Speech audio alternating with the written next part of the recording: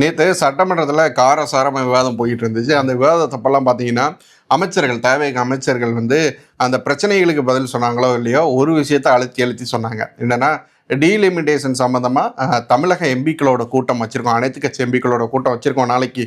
அதுக்கு திமுக எம்பிக்கள் வருவீங்களா மாட்டீங்களா, ஒரு பதிலை சொல்லுங்கன்னு சொல்லிட்டு தேவைக்கு சொன்னாங்க. அதுக்கு திமுக என்ன சொன்னாங்கன்னா, எங்கள் காவிரியை பற்றி சட்டமன்றம் ஃபுல்லாக உட்காந்து பேசிகிட்டு இருக்கிறோம், விவசாயிகளோட பிரச்சனை உயிர் ஆதாரம்னு பேசிகிட்டு இருக்கோம், இந்த சமயத்தில் போய் டீலிமிட்டேஷனுக்கு அனைத்து கட்சி கூட்டத்தை வச்சிருக்கோன்னு சொல்கிறீங்களே, சம்மந்தம் இல்லாமல் பேசுகிறீங்களே, இது சரியா அப்படின்னு கேட்டிருந்தாங்க. ஆமாம், அனைத்து கட்சி கூட்டத்துக்கு கூட்டுங்க, காவிரி விவகாரத்துக்கு அனைத்து கட்சி கூட்டத்தை கூட்டுங்க அப்படின்னு அவங்க சொன்னாங்க.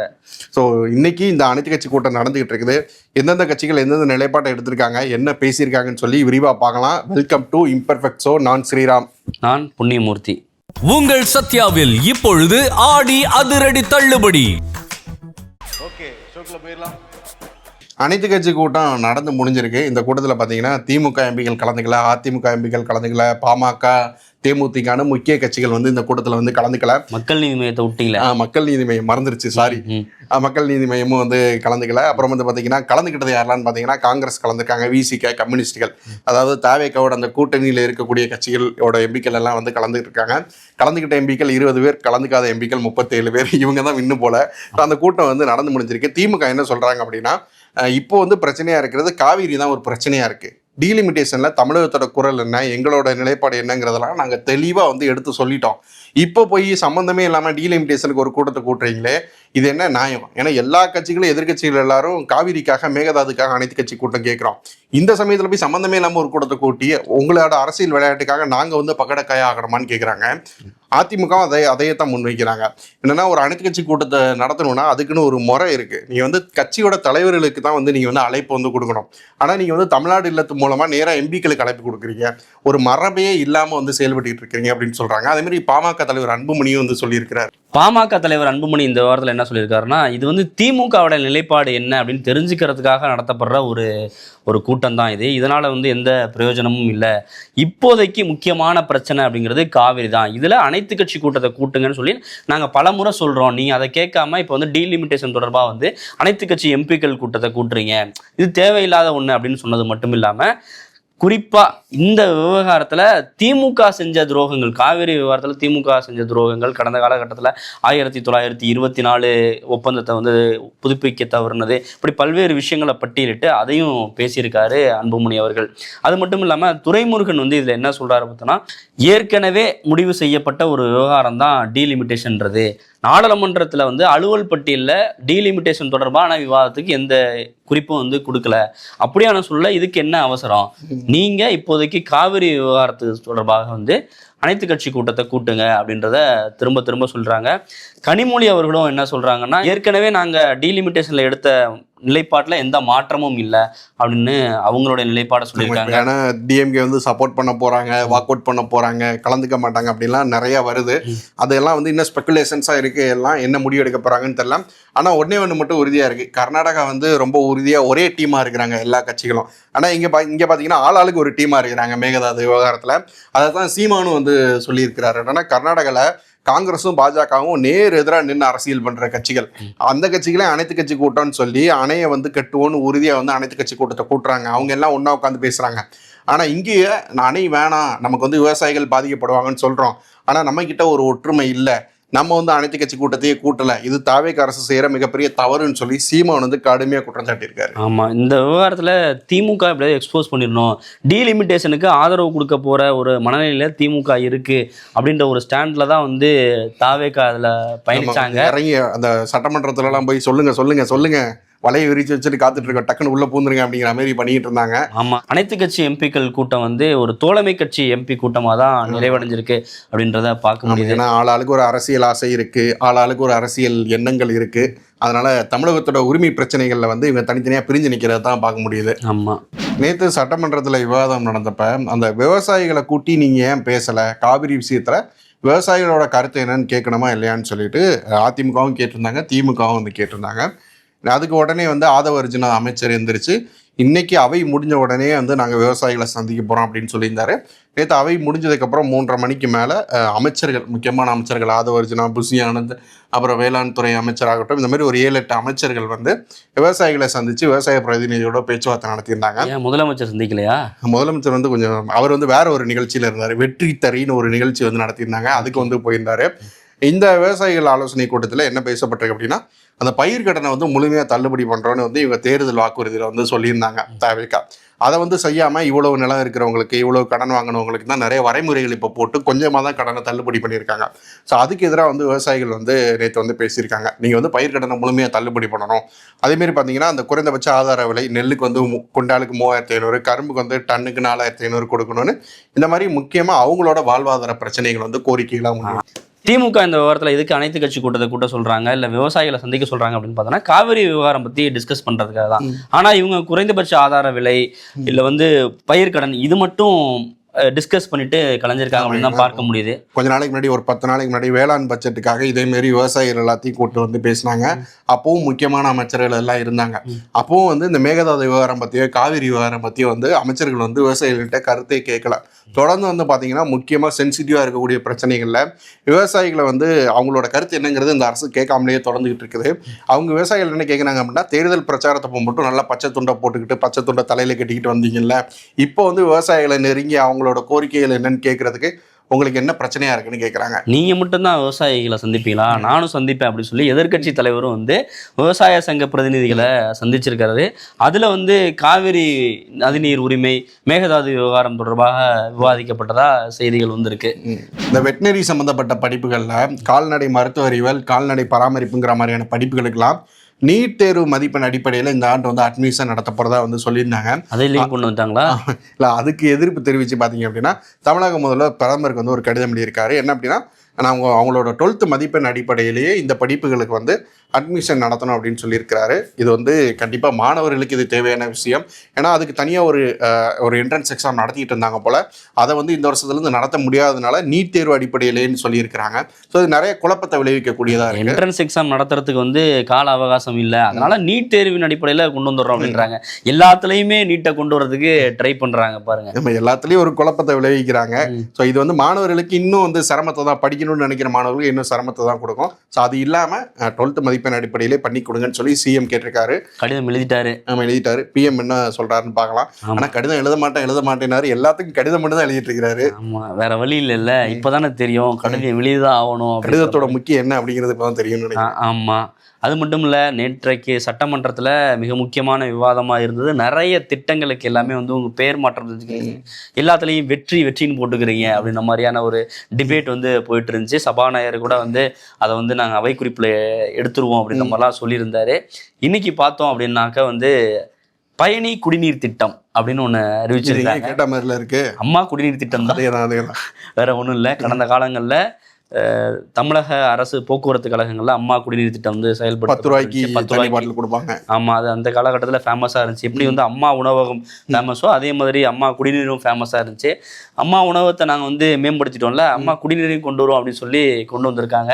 நேற்றைய தினம் வந்து அதுக்கான அறிவிப்பு வந்து நேற்று சொல்லிட்டாங்கல்ல, நடக்கிறதே அம்மா ஆட்சி தான் அப்படின்னு சொல்லிட்டு. ஆமா, அதனால திரும்ப அப்ப என்னென்ன ஸ்கீம்ஸ் இருந்துச்சோ அதெல்லாம் ஃபைல்ஸ் அப்புறம் வாங்கி திரும்ப அப்படி பேரை சேர்த்து இறக்கி விட்டுற வேண்டியது. அதனாலதான் அதிமுக இருந்து எம்எல்ஏக்கெல்லாம் அந்த சைஸ்ல தான் வந்து இறக்கிட்டு இருக்காங்க. வரவங்கிட்டலாம் திட்டங்கள், பழைய திட்டங்கள்லாம் லிஸ்ட் போட்டு வாங்கிட்டு இருக்காங்க. குடிநீர் சம்பந்தமா பார்த்தோம். இப்ப இன்னொன்னு மதுபானம் சம்பந்தமான ஒரு தகவலும் வந்து குடிநீர் சம்பந்தம், அதுவும் குடிக்கிறதுங்கிறதுனால அது வந்து ஆன்லைன்ல புக்கிங் பண்ணிக்கலாம் அப்படின்ற ஒரு வசதியை வந்து டாஸ்மாக் நிர்வாகம் அறிமுகப்படுத்தியிருக்கு. கடந்த 2-3 நாட்களாகவே ஆன்லைன் டெலிவரியில கொண்டு வர போறாங்க அப்படின்னு ஒரு பரபரப்பா பேசப்பட்டுச்சு. நேற்றைய தினம் பார்த்தோம்னா சட்டமன்றத்தில் ஆன்லைன்ல புக்கிங் மட்டும் பண்ணிக்கலாம், ஒரு கேஷ்லெஸ் டிரான்சாக்ஷன், இந்த 10 ரூபா அதிகம் வாங்குறத வந்து கட்டுப்படுத்துறதுக்காக நாங்கள் அப்படியான முயற்சிகளை எடுக்கிறோம் அப்படின்னு சொல்லியிருந்தாரு. இன்னைக்கு பார்த்தோம்னா ஒரு 700க்கும் மேற்பட்டோர் அந்த அடிப்படையில் புக் பண்ணியிருக்கதா அமைச்சர் சொல்லியிருக்காரு. ஆனா அவங்க வந்து மது பிரியர்கள்லாம் வந்து ரொம்ப சிரமப்படுறாங்க.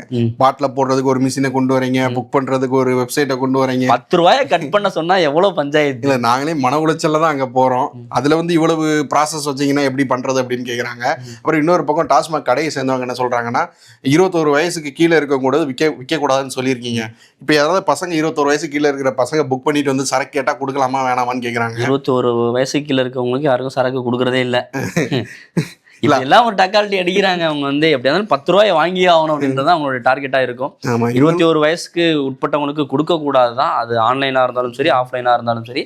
ஆனா அதுக்கு ஒரு காரணமா அவங்க சொல்றதுன்றது வந்து எந்த அளவு ஏற்கிறது அப்படின்றது தெரியல. இவங்களும் பாத்தீங்கன்னா அந்த 10 ரூபாய் நிப்பாட்டுறதுக்காக நவீன மிஷின்ஸா கொண்டு வராங்க. வெப்சைட்டு பாட்டில் வாங்குறதுக்கு ஒரு ஏஐ மிஷின்னு சொல்லிட்டு புதுசா கிரியேட்டிவா கொண்டு வராங்க. இந்த டாஸ்மார்க்ல அந்த 10 ரூபாயை ஒழிக்கவே முடியாது போல இருக்கு. அதுக்கு அரசு பல்வேறு முயற்சிகளை டிசைனாக எடுத்துக்கிட்டே இருக்கிறாங்க. இன்னொரு பக்கம் டாஸ்மார்க் ஊழியர்கள் அதற்கான காரணங்களை வந்து அவங்க எடுக்கிறாங்க. இன்னொரு பக்கம் இதை ஒழிக்கணும் அப்படின்னு சொல்லிட்டு சென்னை உயர்நீதிமன்றத்தில் செம்பியத்தைச் சேர்ந்த தேவராஜன் என்பவர் வந்து தொடர்ந்து வழக்கு தொடர்ந்துட்டு இருக்காரு.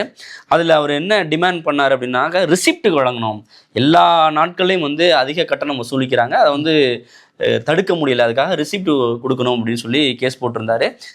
நீதிமன்றமும் அப்படி ரிசிப்ட் கொடுக்கணும்னு சொல்லி டாஸ்மார்க் நிர்வாகத்துக்கு உத்தரவு போட்டாங்க. அது தொடர்பான சர்க்குலரும் போயிருச்சு. என்னன்னா இப்போ டாஸ்மாக் ஊழியர் என்ன சொல்றாங்கன்னா, ரெசிப்ட் கொடுக்க சொல்றீங்க, காலி பாட்டில் வாங்க சொல்றீங்க, கடையை நீட்டா மெயின்டைன் பண்ண சொல்றீங்க, ஆனா இதுக்கெல்லாம் எக்ஸ்ட்ரா ஊழியர்கள் வேணும்ல, அதை எங்கேயா கொடுக்குறீங்க, கொடுக்க மாட்டேங்கிறீங்க. நாங்க தான் எக்ஸ்ட்ரா ஊழியர்கள் அதுக்குன்னு போட வேண்டியது இருக்கு, அதுக்காக தான் எக்ஸ்ட்ரா 10 ரூபாயும் வாங்க வேண்டியது இருக்கு அப்படின்னு வந்து டாஸ்மாக் ஊழியர்கள் அவங்க பக்கம் நியாயத்தை சொல்றாங்க. ஆமா இப்படிலாம் சொல்றாங்க இல்லையா. இந்த ரிசிப்ட் ஏன் கொடுக்கல அப்படின்னு சொல்லி நீதிமன்றம் மறுபடியும் இந்த விசாரணையில் கேட்டிருக்கு.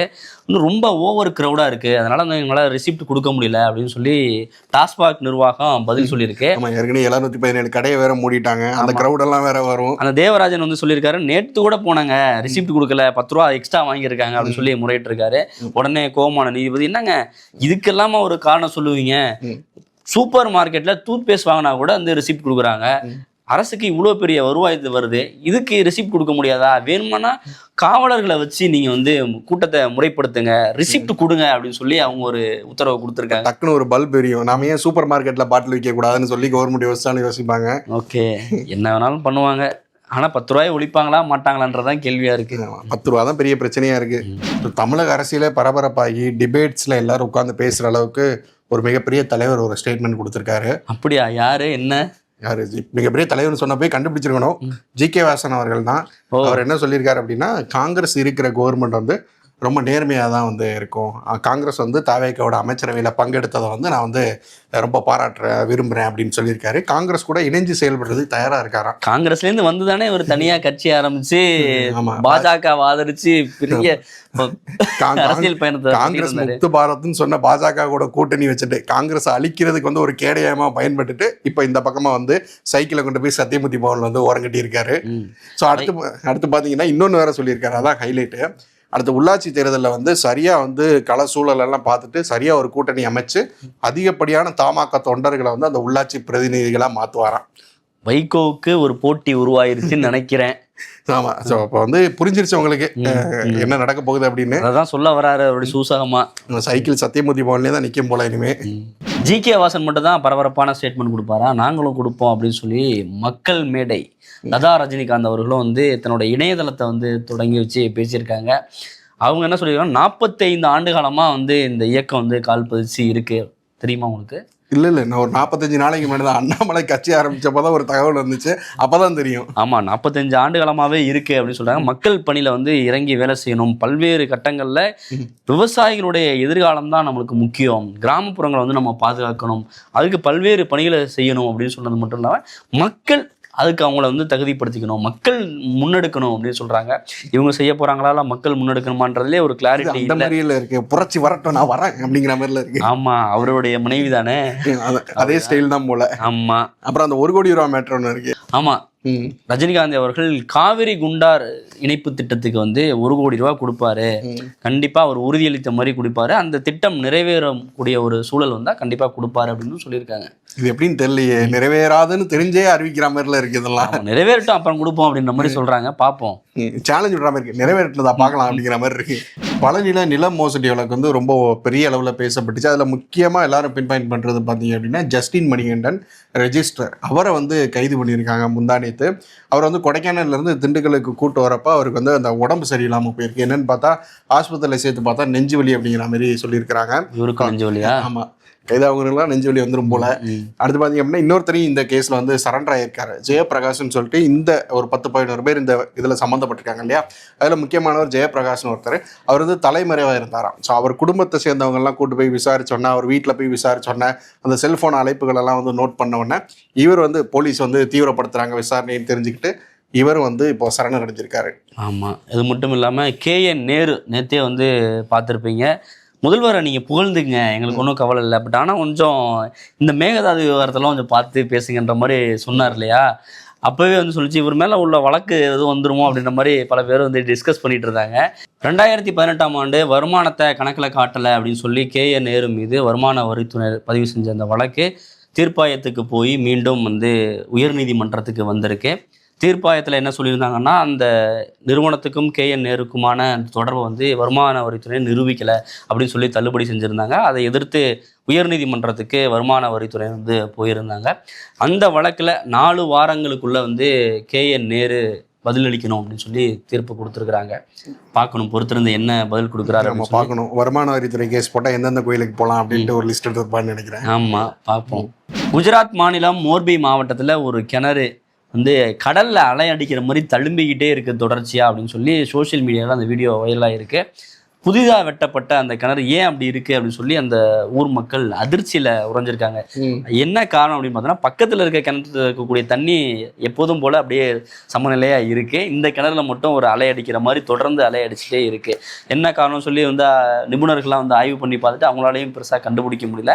கடந்த சில நாட்களாக பெஞ்ச கனமழையினால நிலத்தடி நீர் மட்டம் உயர்ந்து இப்படி ஆயிருக்கலாம் அப்படின்ற மாதிரி ஒரு காரணத்தை சொல்லியிருக்காங்க. அப்போ ஏன் பக்கத்து கிணறு வந்து அப்படி அமைதியாக இருக்குது அப்படின்னு ஒரு கேள்வி இருக்குதான். பம்பு செட்டை உடச்சு விட்டாங்க போல. ஆமா, என்ன நடக்குதுன்னு தெரியல. இதே மாதிரி ஒரு மர்ம கிணறா தான் அமெரிக்காவை மாத்தலான்னு வந்து ட்ரம்ப் முயற்சி பண்ணிட்டு இருக்காரு. அவர் என்ன சொல்றாருன்னா, இப்போ வந்து அமெரிக்கால போய் ஒரு குழந்தை பிறந்துச்சுன்னா அமெரிக்க குடியுரிமை வந்து கொடுப்பாங்க. இப்போ அமெரிக்காவில் வந்து குடியுரிமை வாங்கணும் அப்படிங்கிறதுக்காகவே கருவுற்ற பெண்கள் வந்து அமெரிக்காவுக்கு வந்து பிரசவம் பார்த்துக்கிறாங்க அப்படின்னு சொல்லி ட்ரம்ப் வந்து குற்றம் சாட்டுறாரு. அதை வந்து தடுக்கிற வகையில் வந்து இந்த குடியுரிமை கொடுக்குற சட்டங்களை இன்னும் தீவிரப்படுத்தலாம் அப்படின்னு சொல்லி ட்ரம்ப் வந்து முடிவெடுத்திருக்கிறாரா. போர் மட்டும் இல்லை, இதுலேயும் வந்து காட்டுறாரு. எல்லா பக்கமும் ட்ரம்ப் வந்து தன்னுடைய ஆதிக்கத்தை செலுத்த ஆரம்பிச்சிருக்காரு. தீப்பெட்டிக்கு எந்த பக்கம் உரசினாலும் தீப்பிடிக்கும். ஆமா,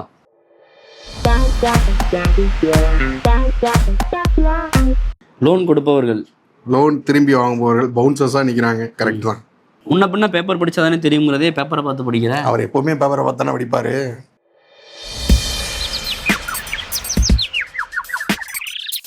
நம்பிக்கை தரும் பட்ஜெட் வைகோ. இன்னும் எமோஷன் வேணும். பாரதி ராஜா வந்து கேமராக்கு முன்னாடி இருந்து டைரக்ட் பண்ணிட்டு இருக்காரு. நீங்க உங்க அப்பாட்ட கேளுங்க, நீங்க உங்க மாமனார்கிட்ட கேளுங்க. பொதுமக்கள் நவ்.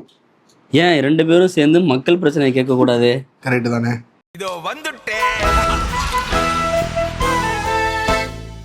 நிகழ்ச்சியோட நிறைவு பகுதிக்கு வந்துட்டோம். இன்னைக்கு யாருக்கு அவார்டு கொடுக்கலாம்?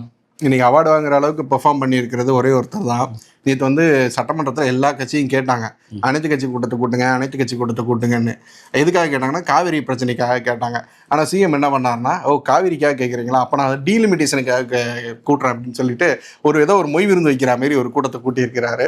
ஸோ அவருக்கு தான் வந்து எல்லாரும் வாங்க அப்படின்னு ஒரு அவார்டு, எல்லாரும் வாங்க ஆல்வேஸ் வெல்கம் அப்படிங்கிற ஒரு அவார்டை கொடுத்துடலாம் அவருக்கு. ஓகே, கொடுத்துடலாம். நன்றி. உங்கள் சத்யாவில் இப்பொழுது ஆடி அதிரடி தள்ளுபடி.